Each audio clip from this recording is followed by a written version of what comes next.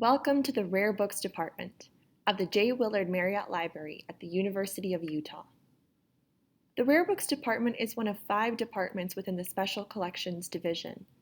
Other departments include manuscripts, photo archives, audiovisual, and print and journal.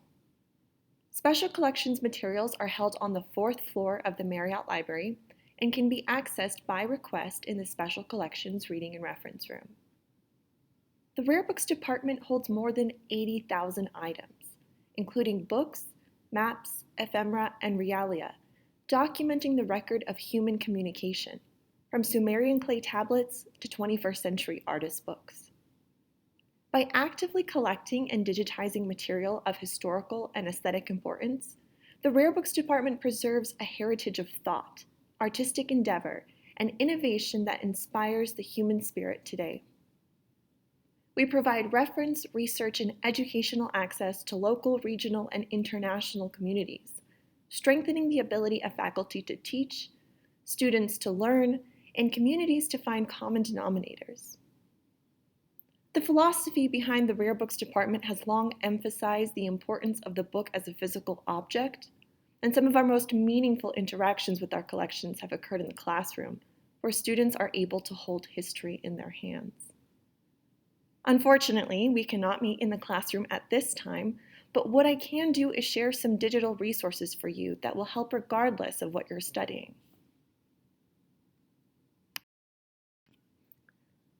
First, I invite you to subscribe to Open Book, the Marriott Library's official Rare Books blog. Open Book is a great way to explore the breadth and depth of the Rare Books collection.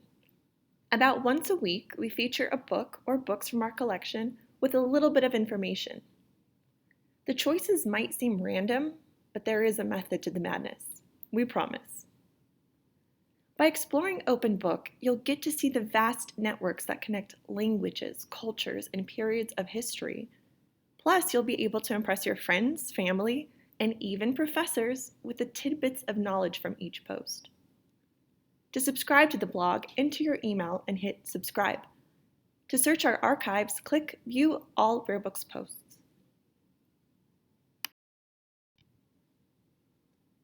Once you're done exploring the Rare Books blog, head over to the Digital Exhibitions page. Our digital exhibitions are compiled from past exhibitions that were physically displayed in the Special Collections Exhibition Gallery on the 4th floor. We are currently working on updating our digital exhibitions webpage, so be sure to check back for more.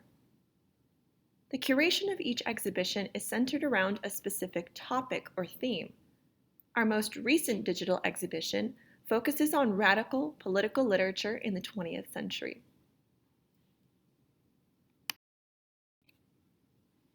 In addition to this virtual lecture, we also have a series of other virtual lectures that touch upon a variety of different subjects.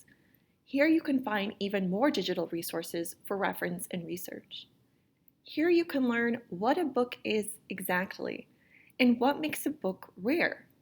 You can also gain insight to the vast networks of the book's history and explore how early manuscripts influenced the design of the book for years to come. Dive deeper into politics, science, and literature, and celebrate the Spanish language with an introduction to Chicanx artist books. And just when you think you've had enough, learn how to transform your creative writing to make your very own artist book. The books in our collection are evidence of the fact that globalization is not a new concept. Through literature, networks among societies have brought together different languages, religions, and knowledge across both time and space. Books have traveled by hand and across the 7 seas. Like literature, our oceans and seas act like bridges, connecting new and different worlds.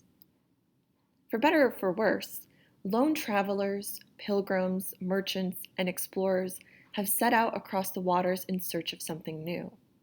Likewise, mass migrations have changed the landscapes and the cultures that they encounter. Those encounters, each and every one of them, have shaped our history and the world we know and understand today. The books in this presentation are by no means a conclusive account of that history. They are merely a drop in the ocean of the vast compendium of literature on the topic. But what I hope they do is encourage you to seek out those stories for yourself. Oceanic exploration began trending, as they say, sometime in the late 15th century, a period which is referred to as the Great Acceleration, or the Age of Exploration. And there is one particular expedition that occurred during this time, which we are all familiar with. In 1492, Columbus sailed the ocean blue. He had 3 ships and left from Spain. He sailed through sunshine, wind, and rain.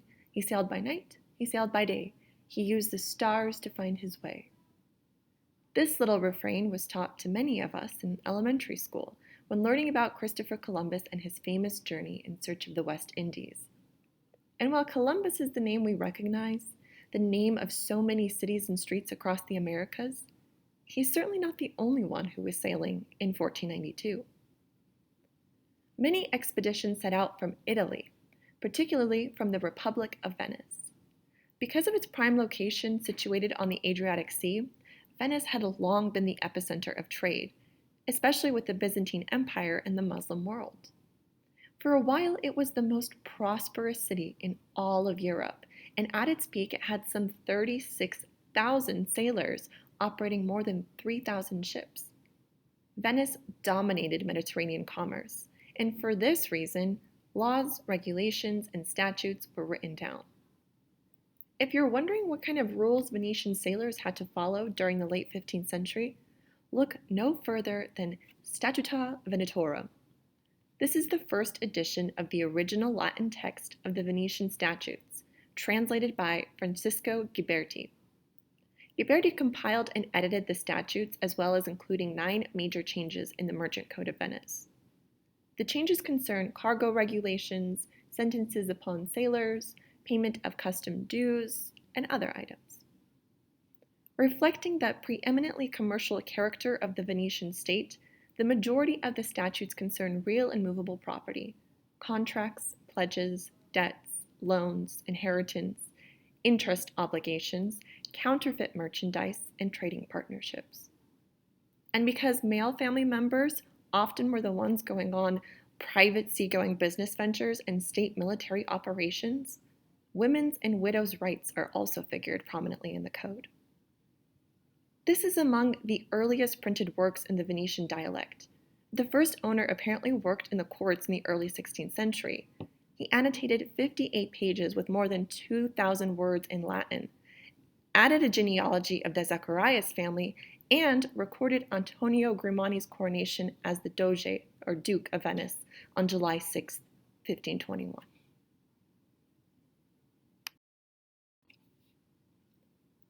Because of new inventions, explorers were able to travel farther than they ever had before. The invention of the magnetic compass, the telescope, and the sextant enabled increasing accuracy for their calculations and allowed them to chart their paths in the form of detailed maps upon their arrival home. During the Renaissance, map-making or cartography gained the public's attention as well. The development of the printing press in 1450 suddenly made maps available to consumers, if you were wealthy enough, that is. Having a map established one's reputation, and as such, maps were displayed in the home with the same prestige as paintings, sculptures, and other pieces of art. This famous heart-shaped world map is based upon a larger 1540 map by Hemiphrasius, a mathematician, cartographer, and physician who prepared the map for Peter Apian's Cosmographicus Liber. The wood block is done on a quartiform projection, and it is set in a dramatic surroundings of clouds, figures, and windheads. The cartography shows precise outlines for Africa, South America, and the east coast of North America. However, North America is shown as the narrow peninsula, Buckalerium, referring to the nearby cod fishing industry, and it is separated from mainland Asia by a reduced Pacific Ocean. The size of the islands of Cuba and Hispaniola are both grossly exaggerated as well. The ugly, cadaverous heads in the south represent what were believed to be plague-bearing southerly winds, Ships, monsters, and mermaids appear in the seas. The signs of the zodiac and the Ptolemaic climate zones can be seen in the borders, along with deity figures representing the 12 winds.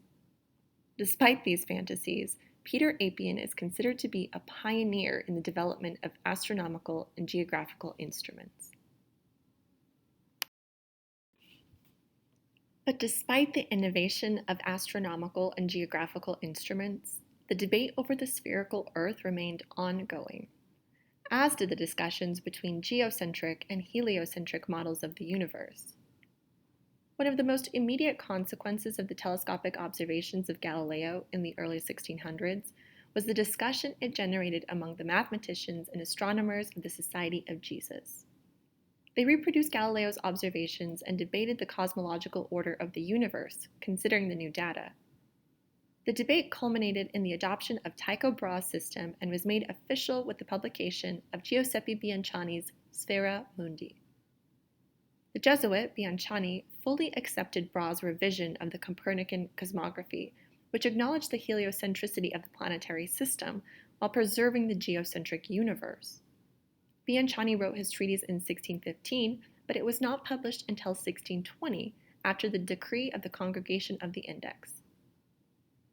Written at the request of his students, Bianciani respectfully cites Brahe, Copernicus, Galileo, and Kepler repeatedly.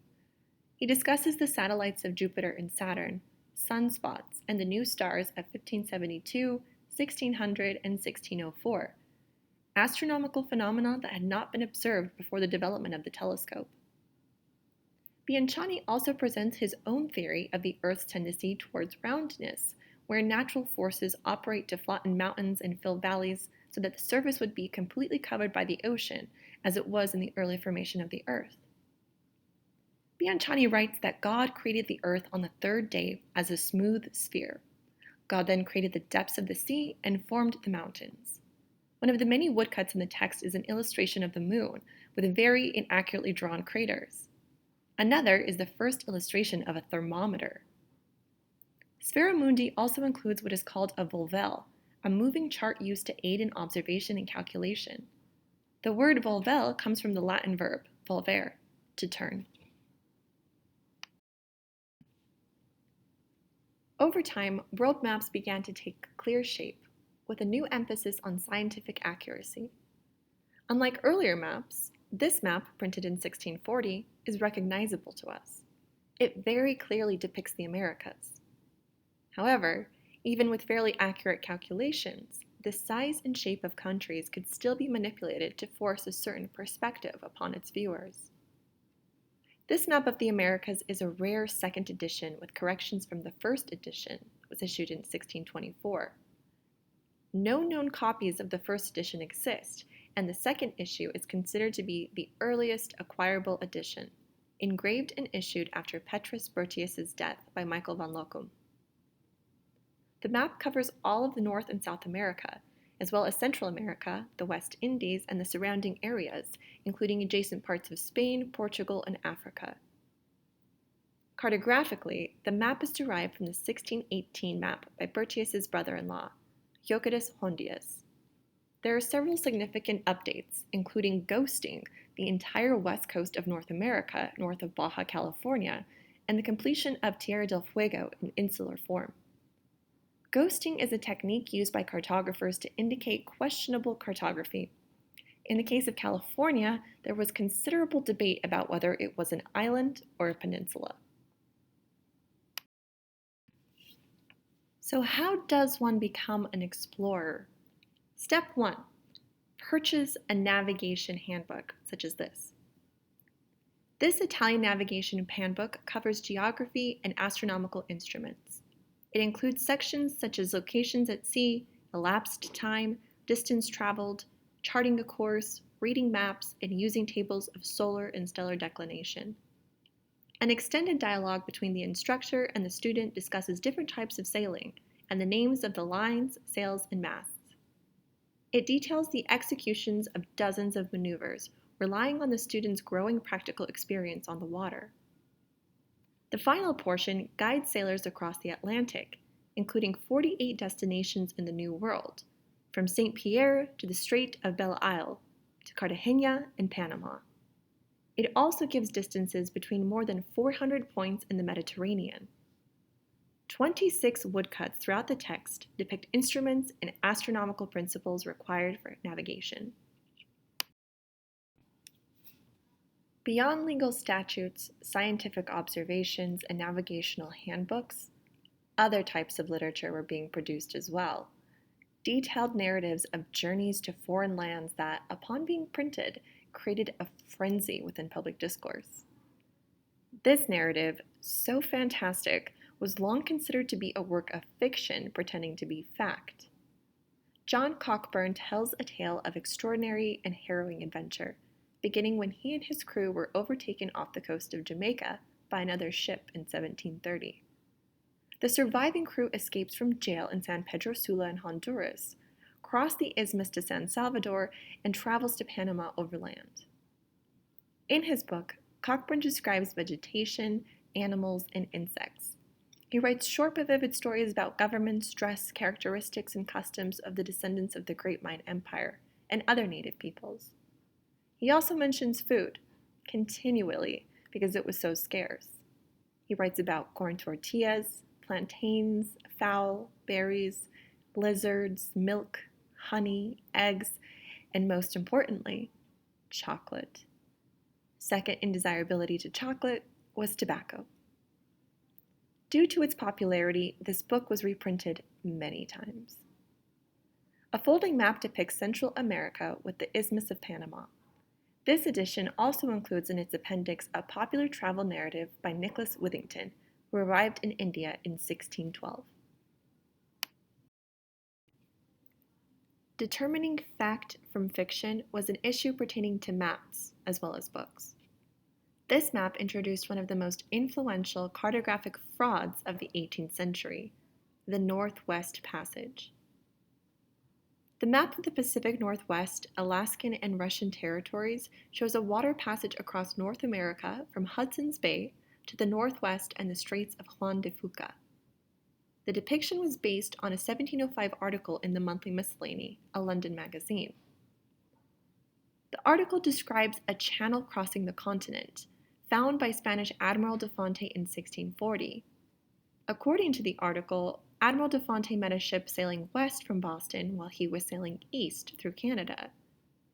It was not until Captain James Cook's third voyage up North America's western coast that an end was finally put to the de Fonte myth. De Fonte and his voyage of discovery were, in fact, fictional. The map did, however, incorporate important new mappings of Russia from Joseph de Isle, who served for 20 years as cartographer to the imperial court. Unfortunately, Joseph de Isle accepted the de Fonte story hook, line, and sinker. He claimed that the story began with his famous uncle, Guillaume de Isle, a leading French cartographer of the time. Even though none of Guillaume de Isle's maps covering the area indicate any such bodies of water. The motivation of Joseph de Isle and other cartographers for maintaining and perpetuating the myth was to spur funding of French voyages to northwestern America, in order to establish French commercial interests there before Russia and England could beat them to it. As late as 1779, the map was published in Denis Diderot's Encyclopédie. The Encyclopédie Méthodique was a reworking of Diderot's Encyclopedia by yet another French publisher and writer, Charles-Joseph Panckouke. Panckouke first suggested a supplement to Diderot's encyclopedia in 1769, but it was turned down. With persistence, however, he was finally able to get a license to publish in 1780, and his first prospectus was printed in 1782. Developed to a much larger scale, it contains additions by the best scholars of the day, with material arranged by subject instead of alphabetically. 26 sub-encyclopedias were produced, which were independent works in themselves, and which saved laborious cross-referencing through various volumes. This project dwarfed anything that Panckouke had undertaken before. His goal was to produce the supreme encyclopedia, a project aimed to make Diderot's pale by comparison. Panckouke attempted to encompass all of human knowledge, and in doing so became a multi-millionaire. He staked his entire fortune on the enterprise, an incredible gamble in competition with Diderot's very expensive project. Today, Diderot's encyclopedia is much better known and much more expensive.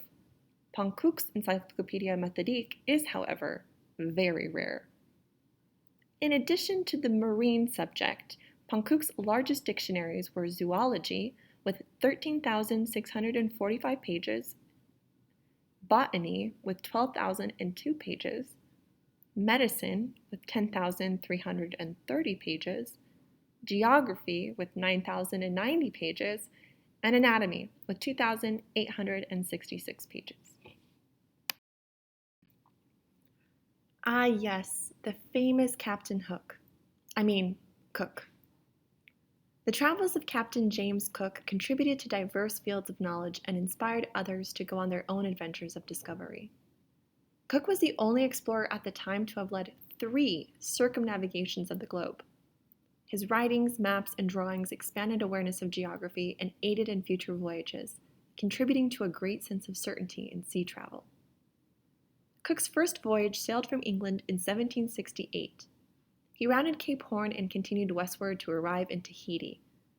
The Royal Society engaged Cook to observe the transit of Venus across the sun on this landing. He then sailed to New Zealand and Australia, almost wrecked on the Great Barrier Reef, and lost several crew members to malaria in what is now called Indonesia.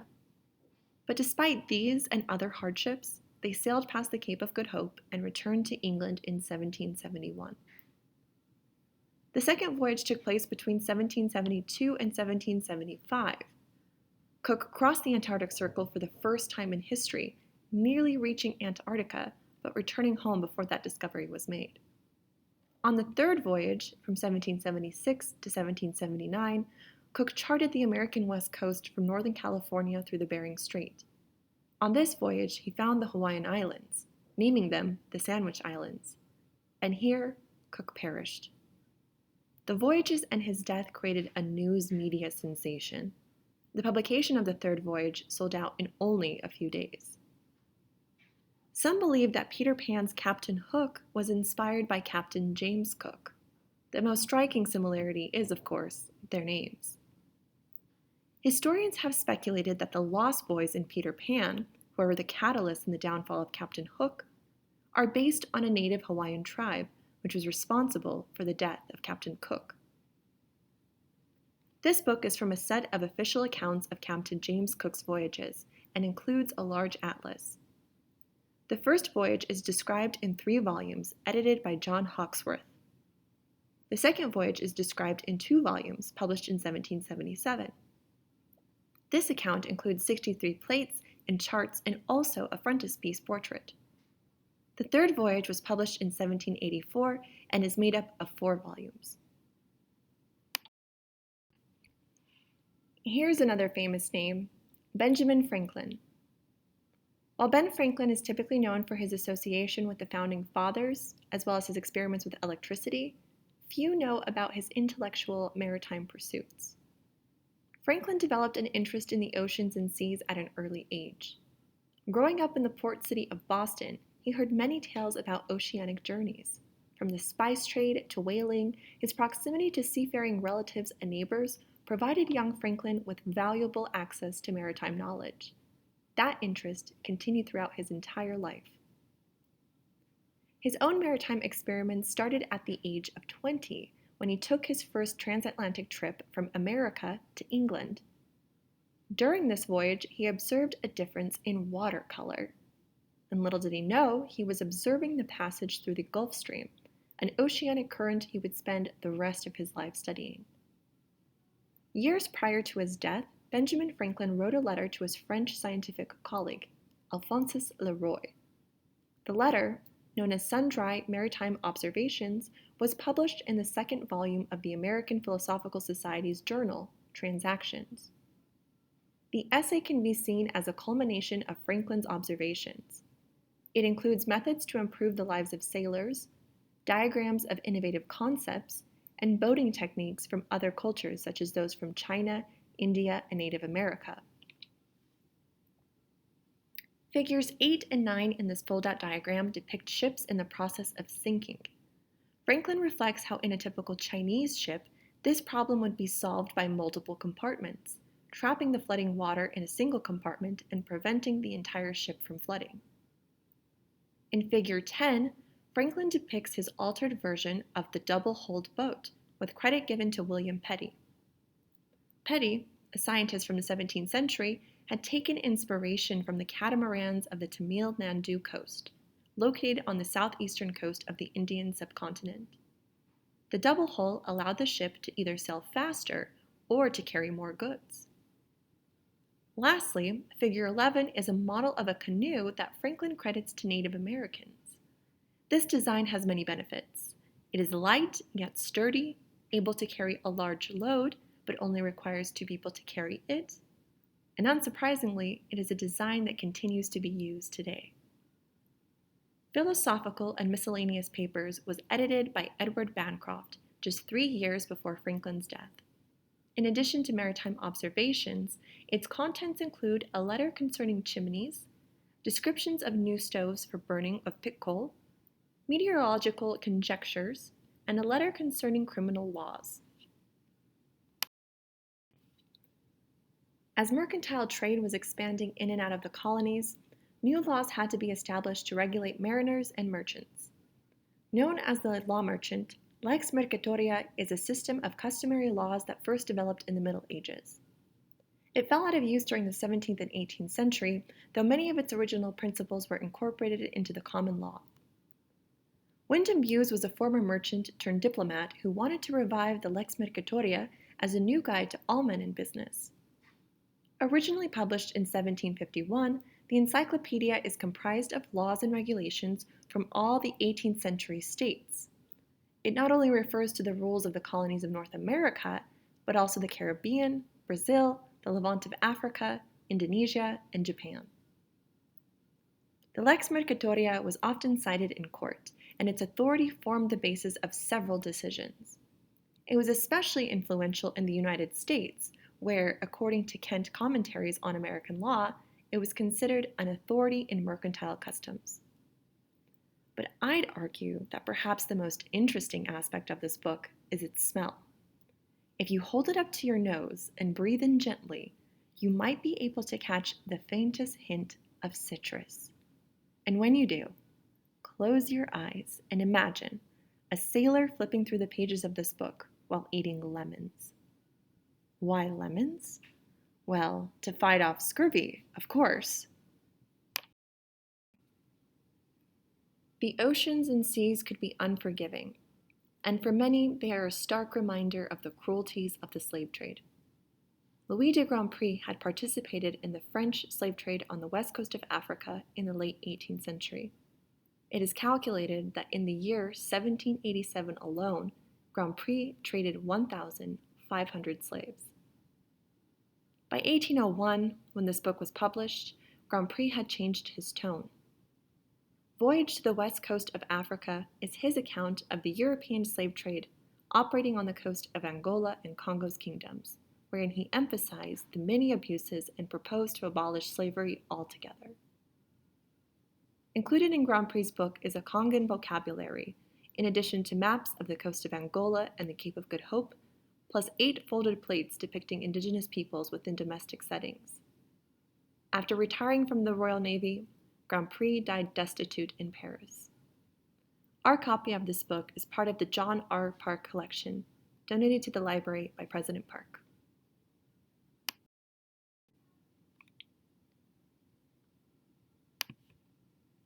Other narratives opposing the slave trade continued to be published throughout the 19th century, including James Riley's An Authentic Narrative of the Loss of the American Brig Commerce, published in 1817. James Riley was an American captain of the merchant ship Commerce, which shipwrecked off the coast of the Western Sahara in August 1815. Riley and his crew were stranded and subsequently enslaved by the Sahrawi natives.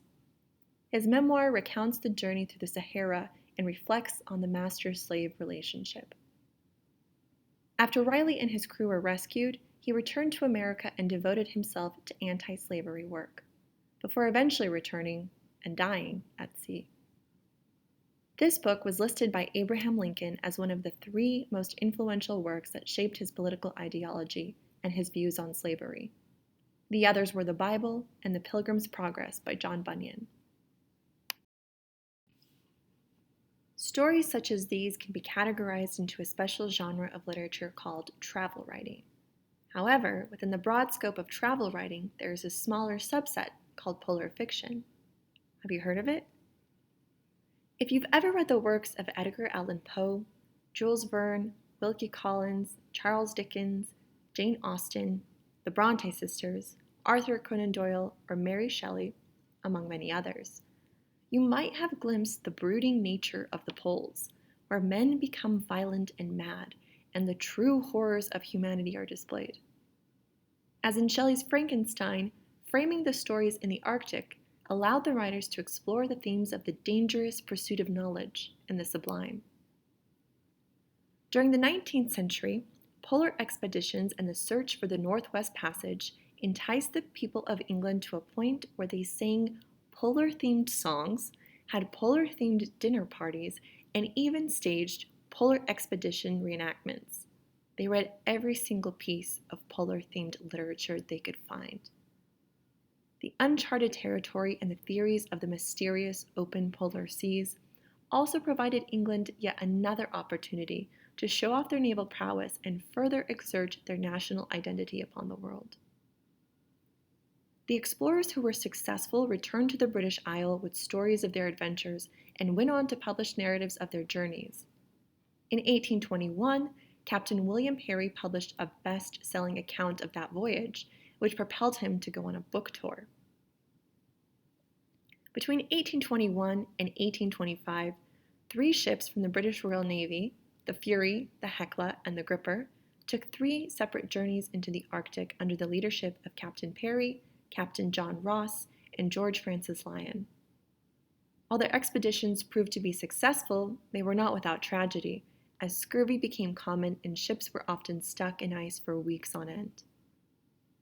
Narratives of the journeys were published in London and Philadelphia, respectively, with detailed accounts of the days on board as well as their interactions with the Inuit, described as Eskimo, in the journals. In addition, the journals included spectacular illustrations of the ships amid the looming icebergs and intricate appendices which accounted for the variety of animals and plants that they encountered along the way. Among one of the shipmates on Parry's first voyage through the Arctic was Henry Parkins Hoppner. Hoppner accompanied Parry on all 3 expeditions, first as a lieutenant on the Gripper and the Hecla, and later promoted to second in command on the Fury in the last voyage. Although Hoppner never received the kind of international acclaim as his captains, his creative and artistic role on board as illustrator and actor proved to leave an impression. This book is a collection of plans found in the Arctic sections, made by Captain Hoppner, second in command. Attached to one of the end pages, there is also a miniature envelope that holds moss, which Franklin and his party had as their only food. It is possible that this note alludes to the failed overland expeditions in the Arctic led by Sir John Franklin between 1819 and 1822. In addition to the handwritten notes, a bookplate on the first page suggests that sometime during the mid-20th century, the book was held in the Department of Botany in Oxford, while Nicholas Polunin was the keeper of the herbaria, which is now almost 400 years old. While lecturing at Oxford, Polunin traveled to the Canadian Arctic as a botanist on an expedition that discovered the last major islands to be added to the world's maps.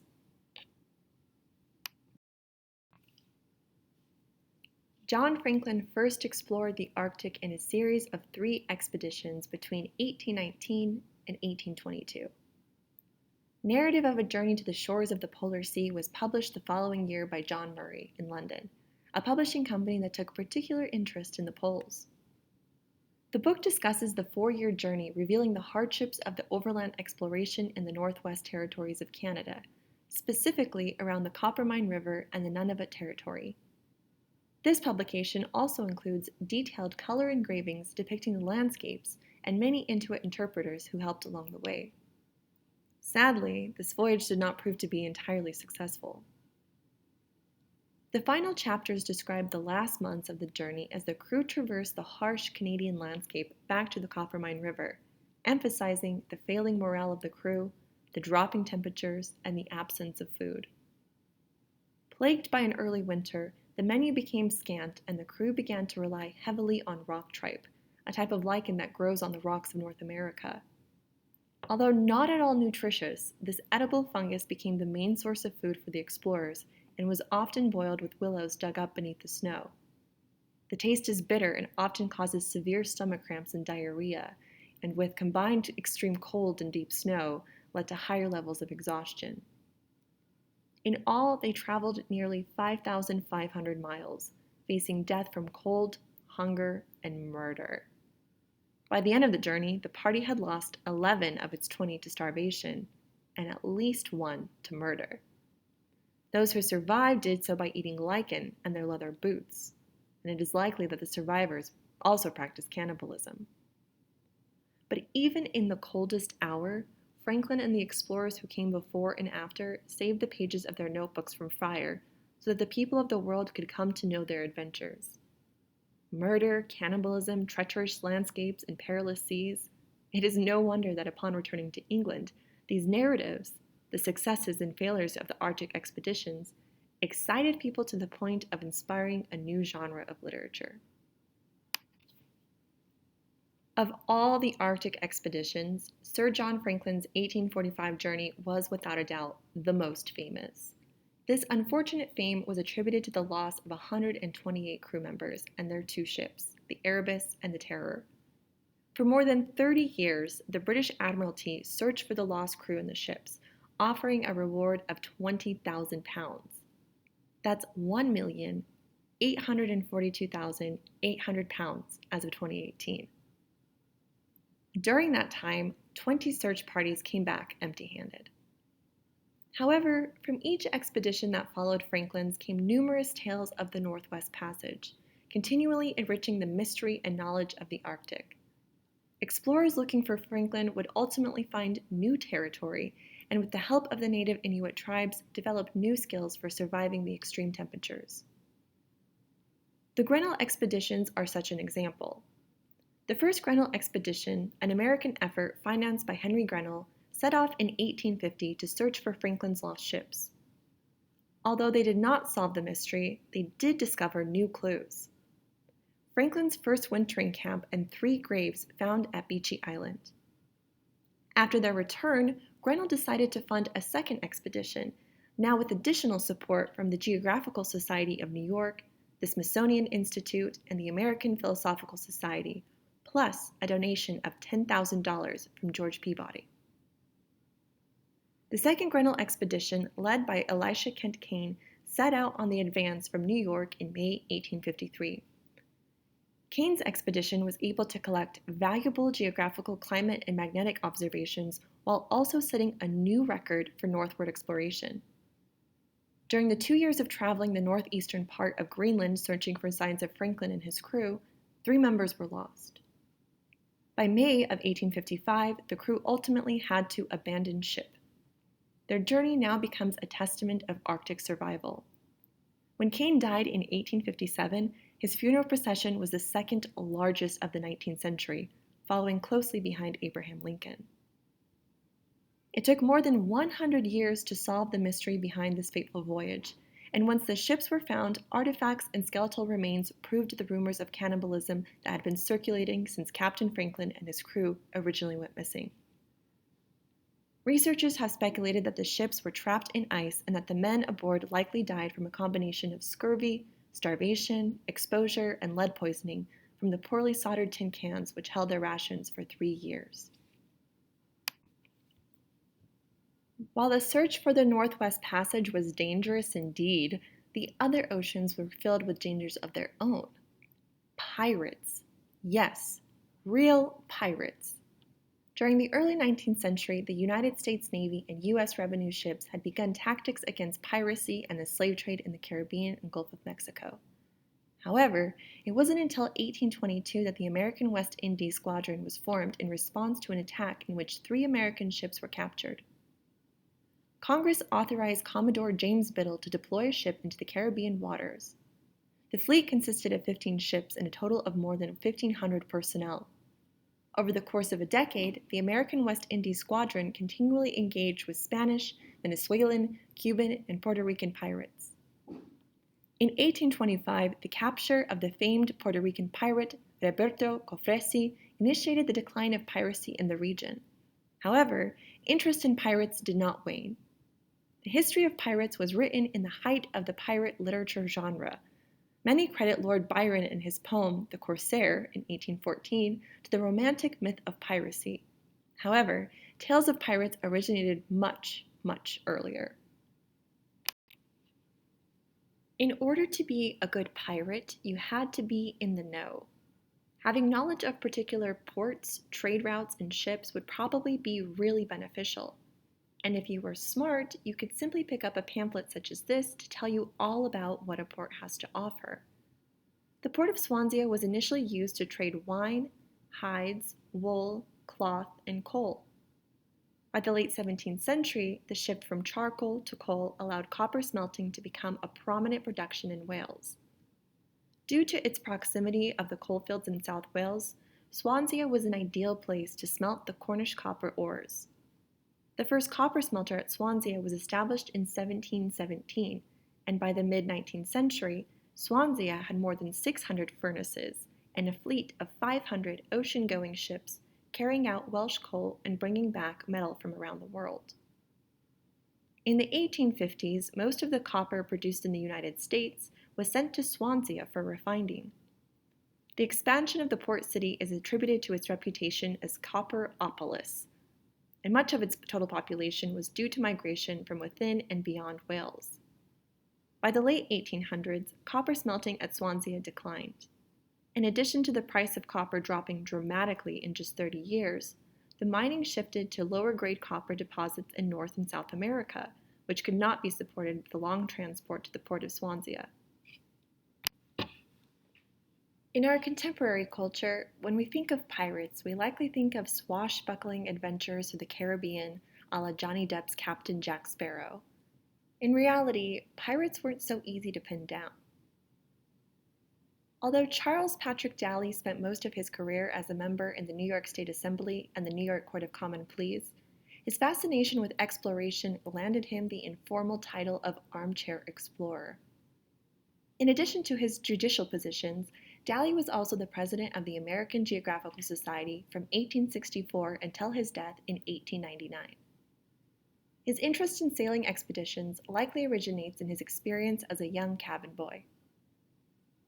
In the midst of the Civil War, Daly wrote an essay to New York Senator Ira Harris reflecting on Confederate privateers, privately owned ships that were authorized by the government of the Confederate States of America to attack the shipping of the United States. Privateering, the practice of capturing other merchant vessels for a monetary reward, was already outlined by the majority of European maritime powers with the Declaration of Paris in 1856. However, at the time, the United States declined the agreement and were unable to get protection against the privateers. After the suppression of 3 Charleston vessels, Savannah, Jefferson Davis, and Petrel, the risk of privateering was too high and the rewards no longer profitable. The practice soon died, although some privateers remained during the remainder of the Civil War. Senator Ira Harris later served on the Joint Committee on Reconstruction, which drafted the 14th Amendment to the United States Constitution. The United States became a major marine power in the 19th century, beginning with the Louisiana Purchase in 1803, which almost doubled the nation's area. In 1819, the United States gained Florida and other Gulf Coast territory, and in 1845, the Republic of Texas was annexed. 1 year later, the Oregon Treaty granted U.S. control of the American Northwest, while victory in the 1848 Mexican-American War resulted in the secession of California, allowing the United States to span the entire continent, from sea to shining sea. It shouldn't come as a surprise that we continue to move west into the Pacific coast and the Hawaiian Islands. Before long, the most powerful force in the islands was the United States, and its success had much to do with trade. But in addition to business interests, there were religious interests as well. The first issue of the Friend was published in the Kingdom of Hawaii, January 1842, originally under the name Temperance Advocate. After a number of variant name changes, the Friend became the official name beginning January 1st, 1845. The newspaper began as a monthly periodical for seamen and included news from American and English newspapers. Gradually, the monthly expanded to feature announcements, advertisements, reprints of sermons, poetry, local news, editorials, arrivals and departures, marriages, and obituaries. The paper was published by the Reverend Samuel Chinnery Damon, who was sent by the American Seamen's Friends Society to be chaplain in Honolulu. He was the pastor of the Bethel Union Church, Seamen's Chapel, for 42 years and the editor of the Friend from 1843 to 1885. Under Reverend Damon, nearly 1 million copies of the newspaper were redistributed. The newspaper came under the editorship of the Board of Hawaiian Evangelical Association in April 1902, where it remained until June 1954. Since then, it has continued under various names under the Hawaii's Conference United Church of Christ. As much as we'd like to say that genuine curiosity and scientific discovery were the main forces of oceanic exploration, business and profit were likely the key factors of anyone going anywhere. Trade was so important, in fact, actual mountains were moved to make the oceans accessible. Moved maybe isn't the right word, but it really drives home the point. The development of the Panama Canal started as early as the 16th century, and included notable figures such as Thomas Jefferson and Napoleon Bonaparte. However, figuring out how to connect the Atlantic and Pacific Oceans via the isthmus proved to be extraordinarily difficult, no matter the century. After success with the Suez Canal, France began construction in Panama in 1881. Engineering problems and a high worker mortality rate halted further construction, and in 1904 the United States took over the project. The canal was finally opened on August 15, 1914, being one of the largest and most difficult engineering projects anyone had ever undertaken. Not without its controversies, of course. To celebrate, souvenir books of tinted photographs were produced and sold. The Maduro family is renowned as the most prolific postcard publisher on the Isthmus of Panama, with their distinct series numbers exceeding those of any other postcard vendor. The Maduro business began in the late early 20th century when Isaac Levy Maduro and his family established a firm specializing in goods and souvenirs. The Maduro storefront can be seen in many of the early photographs. Although they were publishers and vendors, the Maduros contacted German firms for the photographic prints. After the commencement of World War I in 1914, the photographs were printed in the United States, primarily by the Chicago-based company Kurt Teich. Today, the Maduro family is still very active in the Panama commerce, although their postcards are no longer being sold. With these books, we have traveled over land and sea, through time and space. And although this lecture is by no means a complete narrative of ocean exploration over the last several centuries, I hope that it provides you with a starting point for your own research journeys. Books are important to our understanding of history, and to ensure that our history reflects all kinds of voices, we will continue to collect books and continue to tell their stories. Most importantly, we will continue to argue that there is nothing like holding the real thing in your hands. If you have any questions about the books in this presentation or about any of the books in our collection, feel free to send us an email or check us out at our website at lib.utah.edu/collections/rare books.